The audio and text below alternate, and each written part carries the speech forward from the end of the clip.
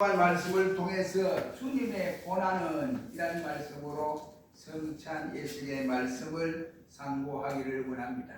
우리는 오늘 주일을 빌려서 종려주일이라고 합니다. 이 종려주일부터 한 주간 금요일까지는 주님의 고난의 발자취를 걷는 한 주간이라고 말을 할 수 있습니다.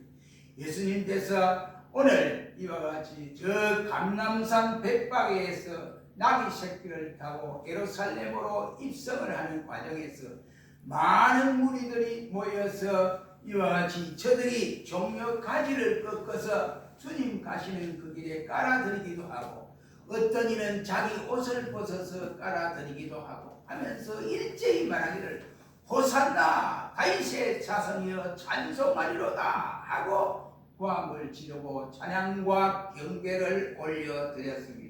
그래서 주님은 이 고난이 시작되는 이 고난주일, 바로 종려주일로부터 시작된 고난의 한 주간이었다라고 알 수 있습니다. 우리는 이 고난주간을 통해서 다시 한번 성찬 예식을 접하면서 우리가 이 시간에 본문을 통해서 주께서 받으시는 고난의 범위와 그리고 고난 당하신 목적과 고난 받으신 그 결과가 무엇인가를 잠시 상고하면서 은혜를 받기를 원합니다. 첫째로 그리스도의 고난의 범위가 어떠했느냐. 주님이 받으신 고난의 범위와 종류는 결코 단순하지가 않습니다. 그 범위가 한이었고 종류도 너무너무 다양하다는 것을 알 수가 있습니다. 주님은 대간절 어떤 고난을 받으셨느냐. 첫째는 무한하시고 영존하신 하나님이 유한하시고 불완전한 인간의 몸을 입고 이 세상에 오신 이것이 고난이다, 이런 말입니다. 하늘 보좌를 버려두시고 낮고 전한 이 땅에 인카네이션 하신 그것이 주님 자신이 바로 고난이라고 말을 할 수 있습니다. 여러분 보세요. 하나님과 인간을 어떻게 대조해서 우리가 구분할 수가 있겠습니까? 하나님과 인간의 이와 관계하는 것은 비교거리가 될 수가 있습니까? 피조물인 인간이 전지전능하신 하나님과 어떻게 비교가 될 수 있다고 여러분 생각하십니까? 하늘과 땅 차이보다 더 크고 넓고 극과 극의 차이라고 말을 할 수 있습니다. 예수 그리스도는 하나님 자신입니다. 하나님의 아들로서 하나님으로서 성부와 동등인 하나님 자신입니다. 그래서 영광도 바로 성부의 영광, 성자의 영광, 성령의 영광 동일하십니다. 그 권능도 똑같이 동일하신 분이십니다. 그런데 인성을 입었습니다. 사람의 몸을 입고 이 땅에 오시고 불완전한 인생과 하나가 되셨으니 그것이 어떻게 주님의 고난이 아닐 수가 있겠느냐.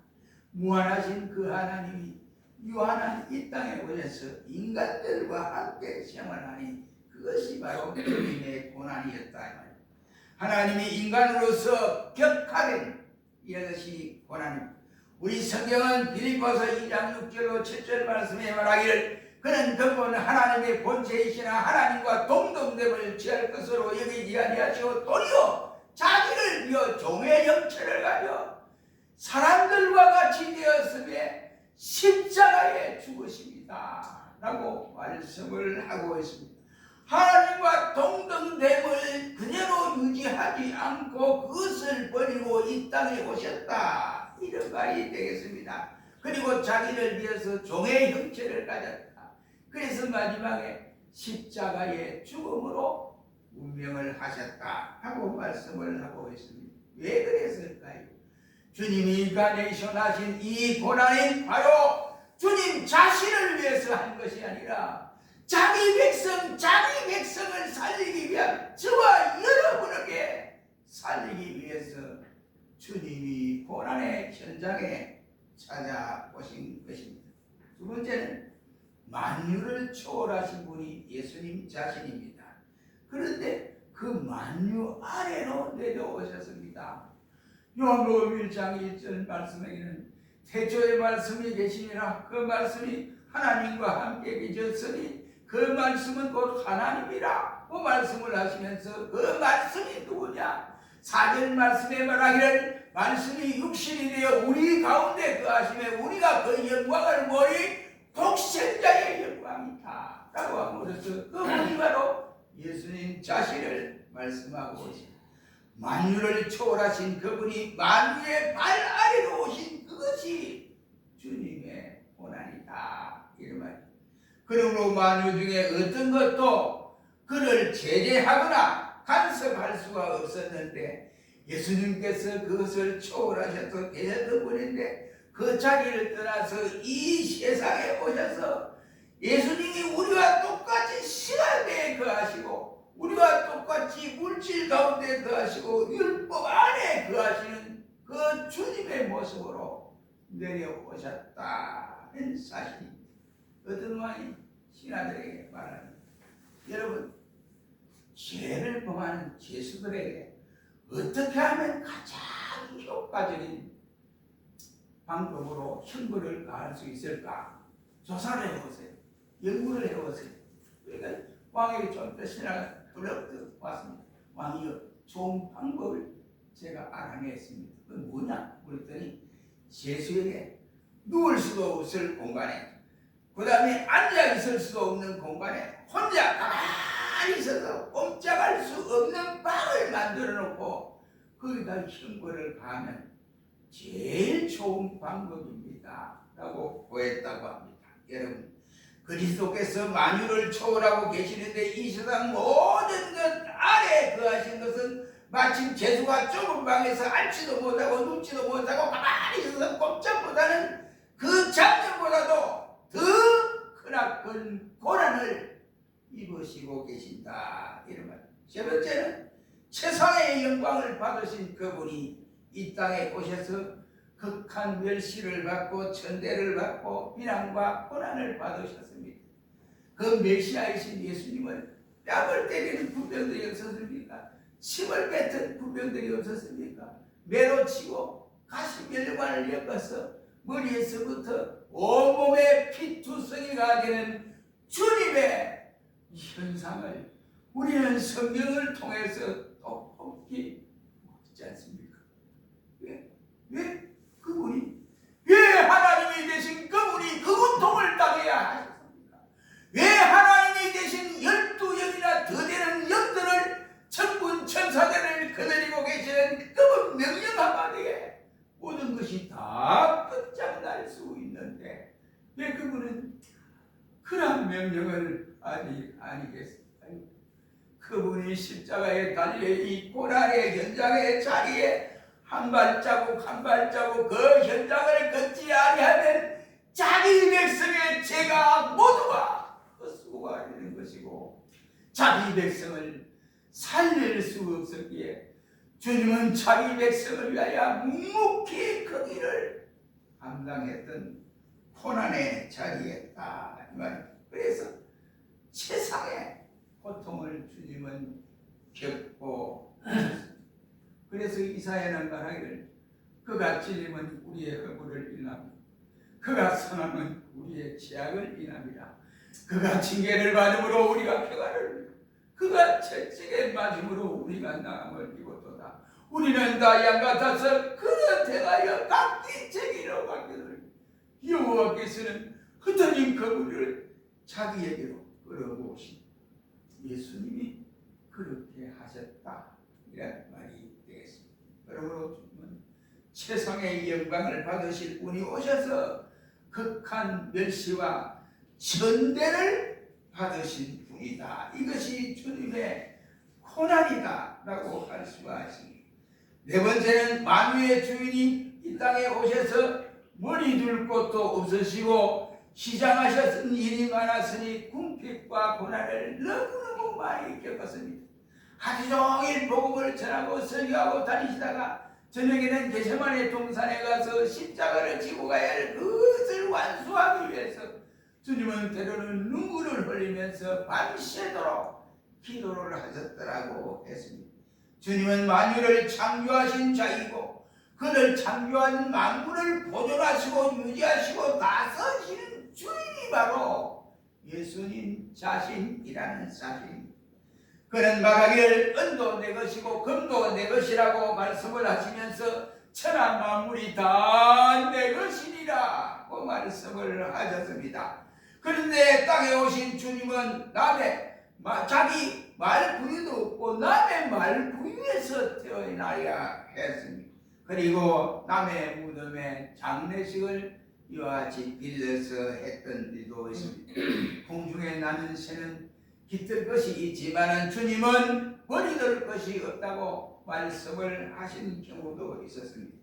주님이 주무실 방이 없어 들녘에나 산에서나 아니면 기도처 겟세마네 동산에서 엎드려 기도하시는 주님의 이 모습을 우리가 생각하면서 세상에 오신 예수 그리스도는 고난의 선장에 한시도 떠나지 아니하신 그림자처럼 따라다녔던 고난을 볼 수가 있습니다.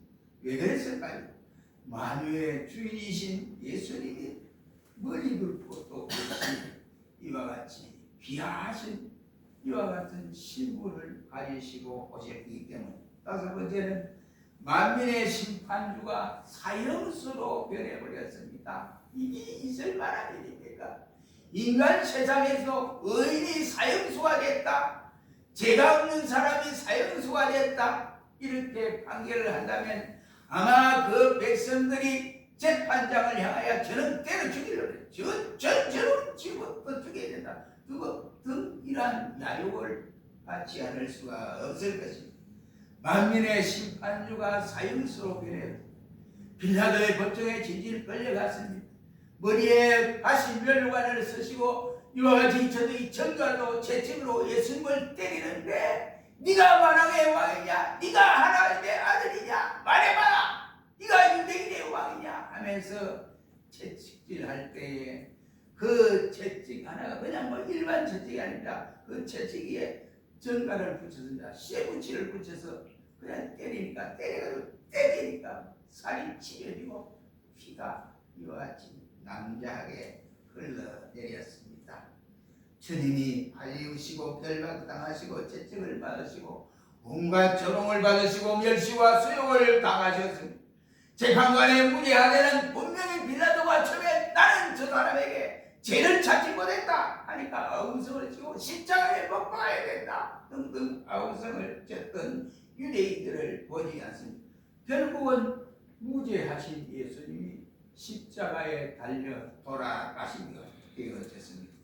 허물이 없는 분이 채찍을 맞고 죽지 아니하실 분이 죽게 된 것은 그 고난의 현장 하나하나라도 한 발자국이라도 빼놓으면 저와 여러분 자기 백성의 구원이 헛수고로 돌아가기 때문에 주님은 묵묵히 그 길을 걸으면서 아무 대답도 하지 아니했습니다. 빌라도가 말하기를 네가 유대인의 왕이냐 했더니 진리가 자유케 하는데 진리를 아는 사람만이 이것을 아느니라 라고 말씀을 하셨습니다. 또한 주님은 사람에게 버림받았을 뿐만 아니라 하나님에게서 버림을 받았습니다. 주님은 가룟 유다에게 자기 제자에게 버림을 당했습니다. 은삼십에 발림을 당했습니다. 또한 자기 제자들이 다 뿔뿔이 흩어지고 자기 갈 길로 갔던 제자들을 볼 수 있습니다. 유대인에게서 이와 같이 비난을 당하기도 했고 로마 정부로부터 로마인들에게 버림을 당하시기도 했습니다. 그러나 그보다 더 무서운 것은 엘리엘리라마 사박타니라고 하시면서 십자가상에서 아버지여 왜 나를 버리셨습니까? 라고 이와 같이 고통의 기도를 하신 장면을 볼 수가 있습니다. 너무나 참혹한 고난의 현장이 아닌가 생각이 되어집니다. 여러분, 우리가 일을 하다 자기 일을 하다가 손에 가시가 찔다든지 바늘질을 하다가 콕 찔리면 하고 깜짝 놀래고 막 피가 줄줄 나면 어디서 배드가 돌아라 야단 치지 않습니까? 그러나 주님은 그러지 않겠습니다. 여러분, 우리 주님께서 저와 여러분을 받으실 그 죄가를 다 홀로 짊어지기 위해서 우리를 버림받지 않는 자녀로 이와 같이 태생시키기 위해서 주님은 그 고통을 당하셨습니다. 그리고 이렇게는 지옥의 불못의 고난을 당했습니다. 하나님께 버림받은 예수님은 지옥의 불의 뜨거운 고통을 맛보았습니다. 여러분, 목이 마르다 라고 십자가상에서 말씀한 그 한마디가 얼마나 고통스러웠으면 내가 목마르다 라고 하셨겠습니까? 지옥의 형벌을 몸소 이와 같이 체험하신 분입니다. 저와 여러분이 주님의 고난 이상이 다양하고 그 범위가 대단히 넓음을 다시 한번 상고할 수 있습니다. 이 고난이 누구를 위해서 받아야 했던 고난이었습니까? 주께서 왜 이런 고난을 감수하고 받으셔야 했느냐 말이요, 자기 백성을 살리기 위한 그 일을 가야만이 했기 때문에 주님은 묵묵히 고통을 겪으시고 십자가 고통에서 운명하시는 장면을 볼 수가 있습니다. 주님은 우리를 대신해서 그 고통을 담당하셔도 그 모든 일들을 다 알고 몸소 받으시고 계시면서 성경이 그렇게 말씀했다라고 말씀을 하고 있습니다. 사랑하는 성도 여러분, 주님을 얼마나 알고 계십니까? 주님이 나를 위해서 십자가에 달려 그 고통을 당하신, 그 고난을 당하신 그 장면을 여러분 한번 생각해 보십시오. 성경을 통해서 여러분 읽을 때 생각을 해보세요. 나를 위해서 이 고통을 당하시고 나를 위해서 이렇게 괴로움을 당하신 그 주님을 내가 얼마나 뜨겁게 알고 사모하고 깨닫고 있느냐. 우리는 주님을 분명히 알고 감사하고 보답하는 믿음 생활을 감당할 수 있기를 주의 이름으로 축원합니다. 그리스도의 고난받는 목적이 뭡니까? 한마디로 말하면 선택받은 무지한 우리 백성들을 구제하기 위해서 그랬습니다. 우리들을 무죄자로, 죄 없는 자로 만들기 위해서 주님이 그 고통, 그 고난을 당하셨습니다. 죄 없으신 예수께서 우리의 죄를 짊어지셨다라고 베드로는 24절에 말씀을 합니다. 한편이 베드로는 예수님이 이와 같이 신문 받는 그 현장에 따라갔습니다. 쫄쫄 따라가다가 불을 쬐면서 추우니까 불을 쬐는데 예수님이 자기가 이와 같이 가는 중에 예수님이 그 전에 벌써 잡혀가기 전에 네가 나를 다굴기 전에 네가 나를 3번 부인한다 라고 했죠. 그러니까 베드로는 벌쩍입니다. 아직 그렇지 않습니까? 다른 사람이 다 부인하다가 나는 죽을 때까지 주님 끝까지 따라가겠습니다 했습니다. 그런데 주님이 모르고 그랬겠어요? 알고 베드로에게 말씀을 합니다. 그래서 재판 현장에서 신문받는 현장에서 물을 채웠는데 여자 종들이 저것도 예수 아니야? 나 몰라. 예수 맞잖아. 아니야 모르다니까. 너 맞지? 갈릴리 사람이잖아. 주님이 저번 설교를 떠나니까 맞지? 그래서 나는 그 사람이 대간절 누구인지 몰라 하고 예수님을 저주하는 식으로 모른다고 했는데 마침 그러고 보니 주님과의 베드로의 눈이 딱 부딪혔습니다. 그때 베드로가 가슴이 콩 때라는 그 길로 밖으로 나가서 가슴을 찢어내면서 주여 나는 죄인입니다. 나는 죄인입니다. 왜 내가 주님을 모른다고 3번이나 부인했겠습니까? 하고 베드로는 통곡을 해서 그 이후로 베드로는 그 새벽만 되면 잠에 깨어서 통곡의 기도를 드렸다라고 무죄한 우리를 무죄인으로 만들기 위해서 주님 그렇게 하셨다 이런 말입니다. 그 다음에 우리를 아무에게도 얽매이지 않기 위해서 주님은 그렇게 하셨습니다. 우리를 자유하게 하시려고 주님은 그 고통을 감내하셨다 이란 말이 되겠습니다. 우리의 과거에는 율법과 마귀와 그리고 사망에 사로잡혀 있었습니다. 그러한 우리를 죽은 자와 같이 꼼짝할 수 없던 우리를 하나님을 위해서 아무 일도 할 수 없고 하나님을 위해서 어떤 생각도 할 수 없는 완전히 죽은 자들이었습니다. 그런데 예수 그리스도께서 우리 대신에 고난을 당하셔서 모든 결박에서 우리를 자유하게 만들어 주시려고 그렇게 했습니다. 어떻게 해방이 되었습니까?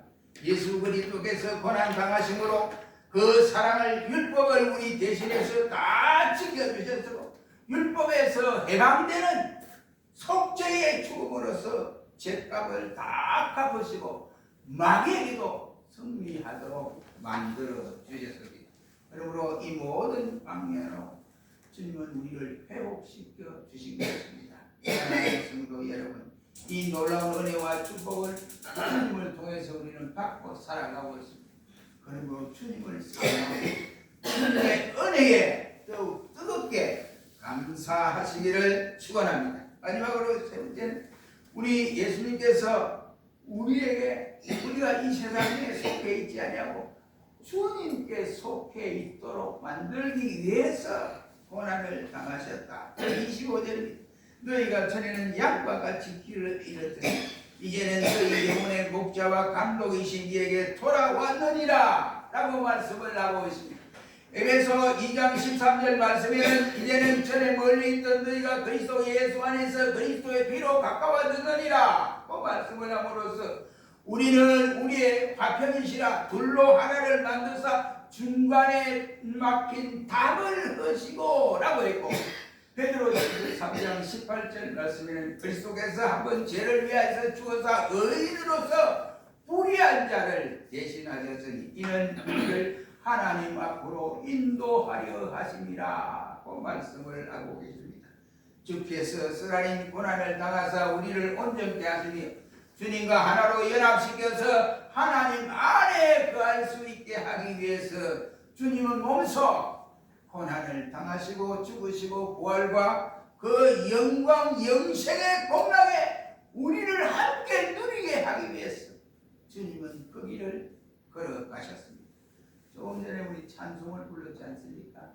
찬송을 36절에 보면 주 예수 당한 고난을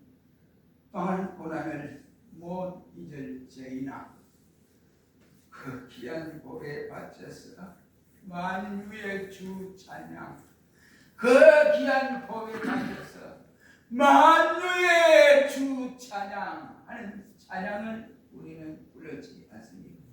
우리 주님의 고난이 나를 고치시고 살리시고 영화롭게 하사 주님과 영원히 동거하게 하신 것을 확실히 기억하시고 주님이 우리를 부르시는 그 순간까지 바로 우리는 믿음에 확고하게 서서 확실한 믿음으로 주님께 영광을 돌렸더니는 이러한 자들이 되시기를 주의 이름으로 축원합니다. 기도하겠습니다. 거룩하신 주님,